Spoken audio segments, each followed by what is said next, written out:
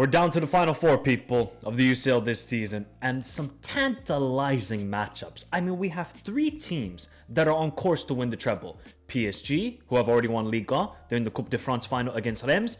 Barcelona are on course for the treble as well, currently leading La Liga, Copa del Rey final, and obviously Champions League still going on. Inter are on for the treble as well. They still got the Coppa Italia second leg against Milan. They're currently leading Serie A, still in the Champions League. And then you got Arsenal. In no competitions, really. They're out of the Premier League title race. This is everything for Arsenal. So these matchups are amazing. When you think about the sort of stylistic matchups, you know, I'm not a tactical, right? But one thing I can notice is a good attacking team and a very good defensive team. PSG are probably one of the best attacking teams in this world. Probably PSG and Barcelona are 1 and 2 when it comes to that phase of football. But the two best defensive teams in the world, Arsenal and Inter. And all four teams, you could say they are two of the best in each of those departments, are in the UCL semifinal. What gives people? So what's going to win?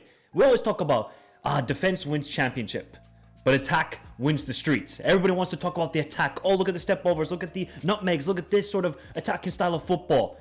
Well, what's going to give, people? Are Arsenal going to frustrate PSG like they did earlier on in this Champions League phase back in October when the two teams faced against each other? And Inter and Barca, they haven't faced each other for 3 years since Inter knocked out basically Barcelona in that Champions League group stage. So let's kind of break this down, people. This is not going to be a prediction video. It's kind of just like an early semifinal preview. Next week, I'm going to get individual videos predicting the Arsenal-PSG matchup and another video predicting the Barcelona-Inter matchup. I think both matchups deserve their separate videos. So stay tuned for that on the channel. Remember to hit the like button, subscribe to the channel if you're new around here for more UCL content. We've been covering it all season, from Slovan Bratislava to Stade Brestois, and now we're down to the final four. Let's talk about this. What are the implications if one of these four teams wins the UCL? If Arsenal win it, oh, the internet is going to have a meltdown. It is going to be Nuketown settings if Arsenal win this UCL. The internet will crash. Arteta will finally win his first major trophy with Arsenal. Yes, he won the FA Cup. I get it, people. When I'm talking about major, it's either a Premier League or a Champions League. And delivering Arsenal their first ever UCL? Can you imagine the storyline this would be for Arteta and Arsenal, who have been ravaged by injuries all season? Then the likes of Saka returning from injury, Martinelli returning from injury, and Saka with the way he's playing, especially in the two games against Real Madrid. I mean, Saka could go from like star boy to the king. And there was so much discussion for Arsenal ahead of the Real Madrid tie. Could they mentally get it done? This team that always falls short. The Bayern Munich tie last season, the Premier League title races the last couple of years. However, they changed the narrative, I think, a little bit in that Real Madrid tie. Oh, look, Real Madrid, they're not the greatest. They will still destroy Arsenal. Come on, people. All right, Arteta and his side said, watch this. 5-1 on aggregate scoreline. And the mental switch, I think, as well. We can talk about the tactical setup by Arteta, doing it perfectly well. Defensively, such a good team. But you have to have that mental aspect and that sort of belief that, yes, we can do it. And Arsenal, they showed it in both games. Even going away at the Bernabeu, and the Real Madrid players and the fans and the media trying to say, oh, remontada, we're going to do this. Arsenal were not faced. They said, it's like the little brother who's trying to face the bigger brother. Come on now. No. We're not faced here. We're going to get the job done.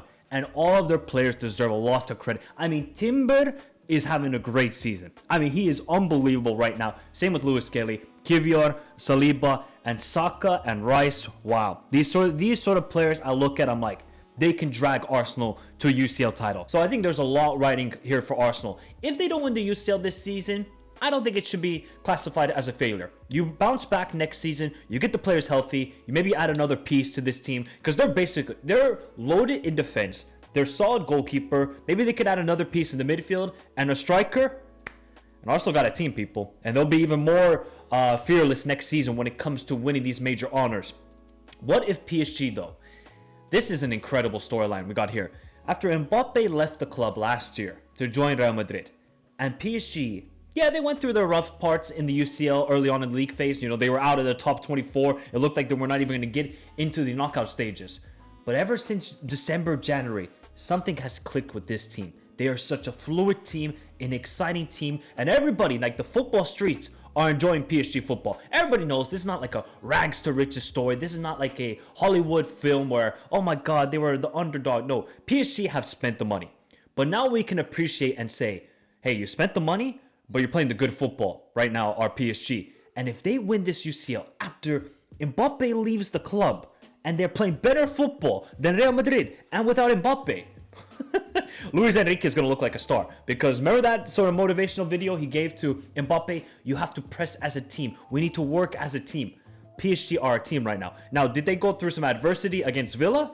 Yeah, they did. It looked like the ghosts of Remontada were about to return. The ghost of Kimpembe getting the handball against Manchester United. The ghosts were returning. But they withstood the pressure and they advanced to the semifinal. It's their fourth semifinal in the last 6 years. So PSG right now are turning into a solid team in Europe. Will always be a difficult team to play against. And I think if they win this UCL, their first ever Champions League, and to complete maybe a treble, wow, Luis Enrique would have won 2 trebles with 2 different teams. And PSG, with the amazing players they got, Desiree Doué, Kvara, Pacho, Marquinhos, Vitinha, João Neves, wow, people would have to be very dangerous of what they could turn into for the next couple of years. And then we got Barcelona. So Barcelona are also on course for the treble, and it's Hansi Flick's first season. It's wonderful how the tables turn when it comes to the El Clasico. Last season, Real Madrid were winning the Champions League, winning La Liga. They added Mbappe. Everybody said, La Liga is done for many years. Hansi Flick is joining Barcelona. It may take a season or 2 to get the engine going. Oh no, it's taken, a grand total of 8 months. And Barcelona are a very good team. I know people want to be critical of the Dortmund game and say, oh, look, there's some weakness in this Barcelona team. It's one game. Yeah, they were not great against Leganes away. I think this team is feeling the fatigue. Now, Hansi Flick and his squad, they got to be ready because they're going to have a crazy schedule coming up. Compared to like PSG and Arsenal, who I think they're going to rotate a lot in their league phases, Barcelona and Inter can't do that. Barcelona's next upcoming games are Celta, Mallorca, Real Madrid, Copa del Rey, then the Inter first leg. Valladolid away, you're going to beat them. They're just a horrific team. And then Inter the next leg. And then after the Inter, it's the El Clasico in La Liga. So Barca's schedule, this is going to be their season right here. That 5-game period from the Copa del Rey to the La Liga El Clasico matchup, that's Barca's season right there. Are they going to get through the adversity and win and advance to a final? And if Hansi Flick does this, wins a UCL on top of the Supercopa, Copa del Rey, and a La Liga, Hansi Flick, he's rectified his career after the horrible stint he had with Germany. And for Barcelona, who have been a laughingstock, I would say, in Europe in the last couple of years, you know, the Frankfurt debacle, Inter group stage game, Bayern Munich at home, the Liverpool exit, the AS Roma exit, their first semifinal appearance since 2018-2019 season. I think this is a prime opportunity for this Barca team to win it. They're playing very good football. Everybody wants to be critical of their defensive high line, but it still works. It works. Yes, they're going to give up chances. Hansi Flick is okay with it. If we give up chances, we'll create the chances. Then you're going to have to look at the likes of Rafinha, Lamine Yamal, Lewandowski to step up. But I think if Barca do this, wow, what an achievement for this team. And now they have a very good future with a young core. They can build upon it and build upon it. Then the final team is Inter. Now, if people have been subscribed to this channel for a long time, you know this is my team to win the whole entire competition. I said it back in August, said it July, September, October, November, December, January, February, March, April, and heading into May, I think Inter will win the UCL. They have not played the best football this season. Compared to last year, I would say that was a very attacking, fluid team, very good in possession. Inter were monsters last season to win the Scudetto. This season, they've gone through some bumps, like the Fiorentina away, where they got absolutely shellacked by Fiorentina 3-0. I was like, hey, this is not looking good. And have not been the best defensive team in the Serie A. But in the Champions League, they are showing an experience. They're showing a know-how in these knockout stage competitions. And I like the way Inzaghi sets up his team. It doesn't have to be all-out attack. We don't need to keep possession. We don't need to keep 60% of the ball. But that 40% we have of the ball during the game, we're going to be very dangerous, very effective, very good on the counterattack, with Lautaro dropping deep to receive the ball, Tura making runs in behind, Di Marco down the left wing, Darmian or Dumfries if he's going to be healthy down the right wing. And if Inzaghi can do this, Inzaghi has done a phenomenal job with this squad and Inter in his time as manager. And they haven't won the UCL since 2010. If they can crown this season with a Scudetto and a UCL, Inzaghi will go down as one of the greatest managers for Inter. He will, because this is an incredible, like Inter, compared to PSG, compared to Arsenal, okay, maybe a little bit like Barcelona, even though Barcelona spent a little bit of money in the last couple of years. Inter has spent zero money, people. Okay, yes, they bought the Fratesi and these sort of players. They had to sell Lukaku, they had to sell Hakimi and other players because they're financially capped compared to the other teams. But with Beppe Marotta, they have found these gems and they have found such smart signings, the free signings, that it's helped this team. Now they've built a very good core with the Bastoni, Barella, Çalhanoğlu, Lautaro, Di Marco. I mean, they are such a fun team to watch, Inter. And can they do this? I think they can. I think right now, if you don't want to play this Inter team, they're going to frustrate you. I would say, though, in the Bayern Munich matches, they didn't look the greatest defensively. They did give up chances to Bayern, but now Inter have to be much more clinical against this Barca team. But if Inter can win this UCL, wow, that would be a statement. Not one just for Inter, for Serie A, to get some respect back to Serie A. It's been so clowned upon. Oh, look at that league. It's all this, all that.